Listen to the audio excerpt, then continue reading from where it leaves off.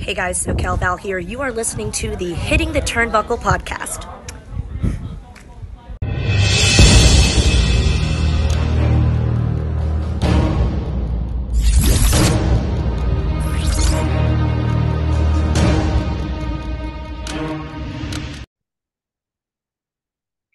Welcome, everybody, to the Hitting the Turnbuckle podcast. This is a very special episode of the show. I'm your host, Andy Burrows, and as you can see or hear, I'm joined by my illustrious co-host and tag team partner, Mr. Adam Cousins. Adam, how are you, my friend?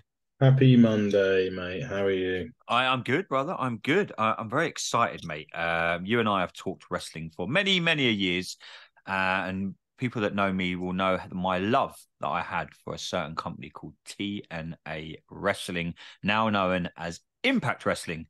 Well, after this weekend's Bound for Glory, Impact Wrestling put up a promo package, which none of us had a clue what was going on. No one knew what it was. It turns out it was a promo reporting that next January, TNA Wrestling returns. It's coming back. Adam, we thought we'd jump on and talk some TNA wrestling now. I'm heading to Impact this coming Sunday up in Coventry. So we're going to be talking about it as the week goes along. Then we're reviewing the Impact show next week with a very special guest that we've got coming on. But what did you make of the news that TNA Wrestling is coming back? I have a few questions that I want me and you to get into, but let's just get your initial thoughts of what you saw at the weekend after the Bound for Glory pay-per-view. First off, Bound for Glory pay-per-view was great. Oh, mate, incredible. If you haven't watched it, go and watch it. It was Which unbelievable. Speedball, Bailey and Ospreay tore the house down like you would expect to do. My Cardona was there. Cardona was there as well. Cardona took a kick to the nuts. So, yeah, it was a great pay-per-view. But yeah, something that really shocked the wrestling world, and they've kept it under wraps.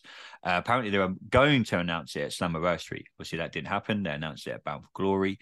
What did you make of the news, mate? TNA Wrestling set to return in January 2024.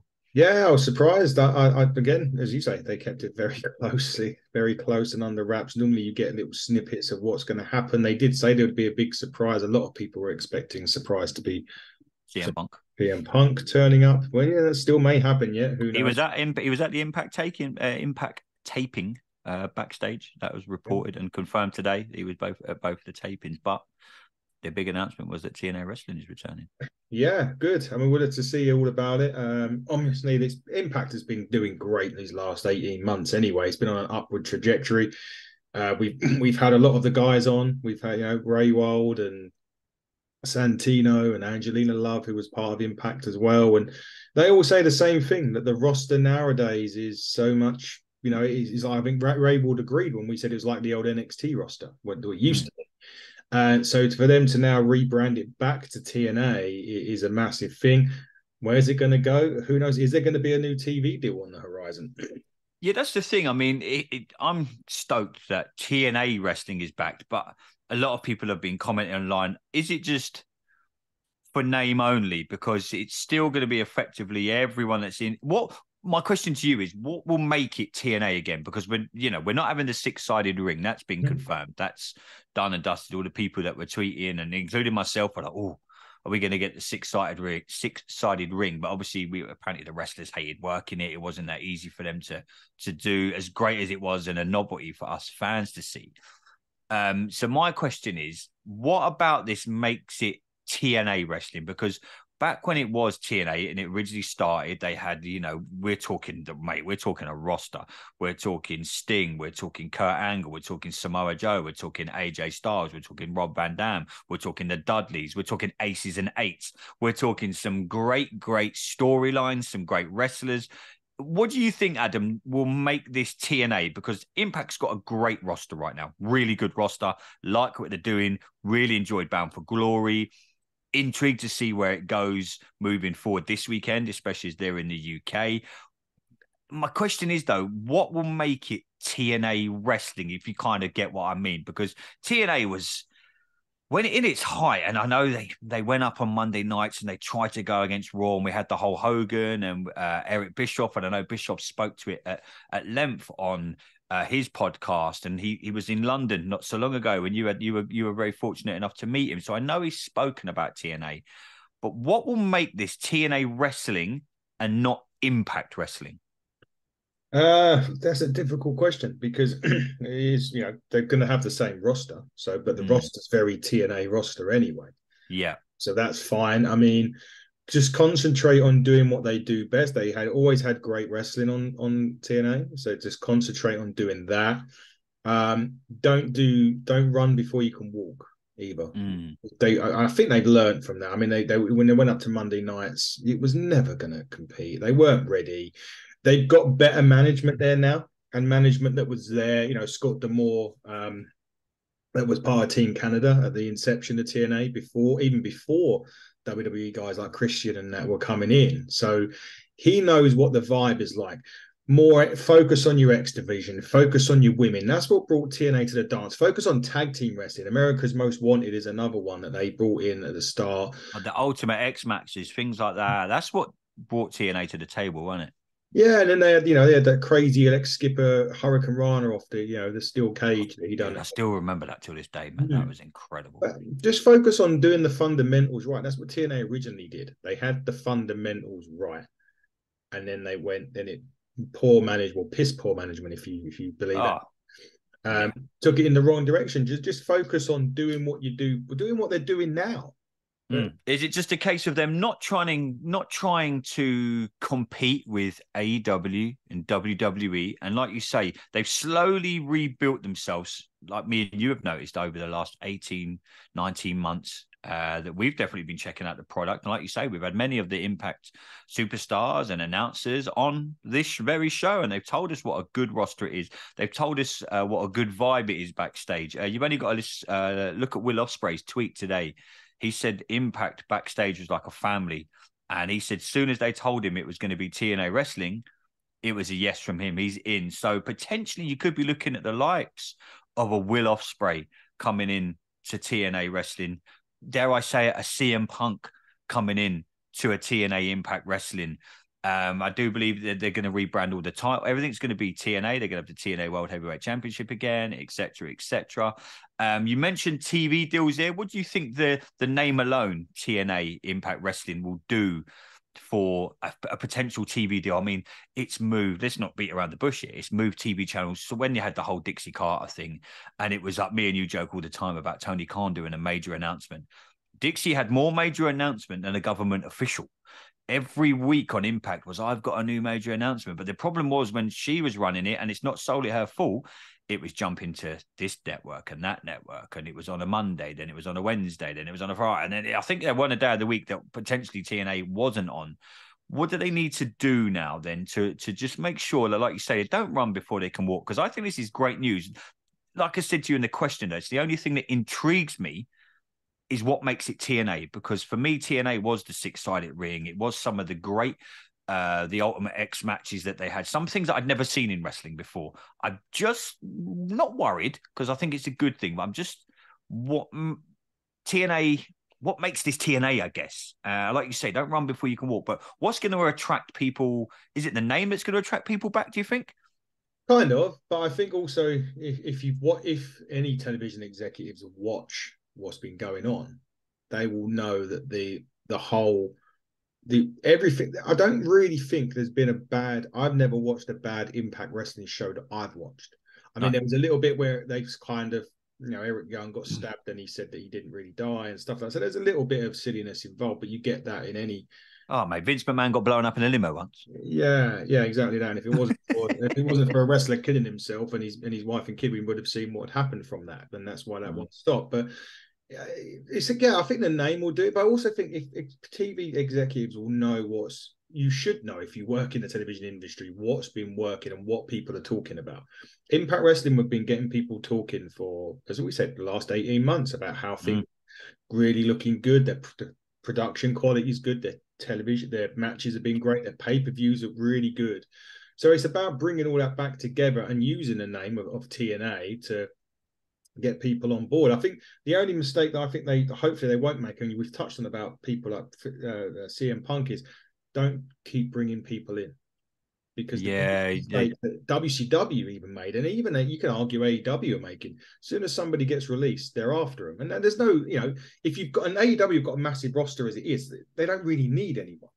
And I don't think Impact, do they need somebody like a Punk to be the forefront, or an Ospreay to be the forefront of their program? I'd rather Ospreay, to be honest, because I think the agenda he would have would be purely from a wrestling standpoint, and he would be a company man. And I don't know CM Punk from pardon the pun. I don't know him from Adam, but we all seen what happened backstage at AEW. We've all listened to Eric Bischoff and Hogan and everyone talk to nauseam about what happened in TNA. And you listen to Eric Bischoff say, and he says quite rightly, it wasn't all on Hogan. It wasn't all on Dixie Carter. We spoke to Vince Russo, one of our very first, about a year ago. Me and you sat down with, it was about our very first interview. So coming up probably a year ago that you and I sat down with Vince Russo, and he went into the whole TNA situation. So yeah, I think you're right. I hope they just don't bring people in for the sake of it. I'd rather see a Will Ospreay kind of be that locker room leader and say, do you know what? I'm going to strap TNA to my back and we'll go. And you've got, like you say, you've already got some great talent in the building. You've got some absolutely tremendous talent. You've only got to go and watch Bound for Glory. And you've got some originals there as well. You've got some, you've got machine guns and people like that. Exactly. So you've got people that know TNA wrestling. Wouldn't be surprised on the first show. What is it? It's in January 2024 that you do see some originals. We've still got Bully Ray there. Yeah. So he's still involved. I mean, who's to say that, what kind of role he's now going to be The Dudley playing? Boys said they're coming back, aren't they? Yeah, the Dudley. So hopefully on that show, it's January 24th, if I'm right in thinking, something like that, somewhere around there. That I think on the first show you'll see some TNA originals, you'll see some throwbacks, you'll see some homage to what was TNA. I mean, this thing, Jeff Jarrett started it not long after WCW had finished, and everyone was like, "Oh." It was good then because everyone was like, "Oh, WCW's finished." If you didn't really want to watch WWF, WWE, you had no real alternative. So where where will you think that TNA will slot in to the whole competition, shall we say? Because I personally think that if they're steady Eddie and they do what they've been doing, there won't be serious competition for WWE. I don't think that's the route they need to go down. But I can seriously see them pushing AEW all the way, just on their TNA name alone. And I personally think the product over especially the last 10 to 12 weeks, has been better than what AEW have been putting out from what I've been watching on Impact. I haven't watched loads of AEW. I'm not going to sit here and lie to you, but I personally think that the sky's the limit for TNA wrestling. I think just nail down a day that they go on. Don't do Mondays or Wednesdays. Yeah, I mean, you're looking at maybe, could they do Thursday, maybe put a TNA show and put it on. I think it's on Thursday as it is. On Thursday as it is, yeah. To keep the day where, I'm not saying that not going up against competition, because obviously it could harm viewership, it could increase viewership. I expect on the first ever TNA show again, for them to potentially have someone in there that they're going to, as you say, strap that rocket to, like a big name to forefront the brand. So maybe he's already in, but they just not announcing it yet. Maybe they're going to bring him in at that day, or they've already, potentially told executives that he's coming in and this is the date that he's going to debut. So that you've got somebody come in that, like an Ospreay, like a Punk, somebody of that ilk that's going to. Drew McIntyre had a good run in TNA. Drew McIntyre's contract's up. There's a lot of contracts up in 2024, as is MJF. So I don't think they'll get MJF. I'm just, Do you imagine? Yeah. But I think it's a case of, on that Impact, set it at a day. Thursday's great. The Thursday will be perfect anyway, because there's no competition. Just let it run. Get a big name in to build your brand build your brand with. And see what they do. I mean, they've done some Forbidden Door stuff, like you have done. I don't think they're against it. Maybe work with some UK promotions and try and get some bits and pieces going on. They've got people like on the tour, for argument's sake. You've got people like Leon Slater, like Ospreay, like Alex Windsor, people like that who are, we know what they're like over here, but you give them a global audience like that. I mean, Leon Slater's 19 years old, and he's already incredible talent, mate. You're talking people that are potentially better than Will Ospreay. It's an argument for Leon Slater there, but you've got people like Luke Jacobs. One of the matches I was really looking forward to yesterday that I didn't see because he didn't make it was Eddie Kingston, Luke Jacobs. It would have been a hard hit. You put Luke Jacobs up against Moose or Macklin or someone like that. Yeah. Come in, work with the Rev Pros, work with the Progressives, work with, Northwest Wrestling, work with any promotion that you want to work with over here, work with them, because take their talent, and you never know. You get that. I know they've got the gut checks coming up over here as well. Be interesting. Yeah, there's one this Sunday. I'd like to see who's on there.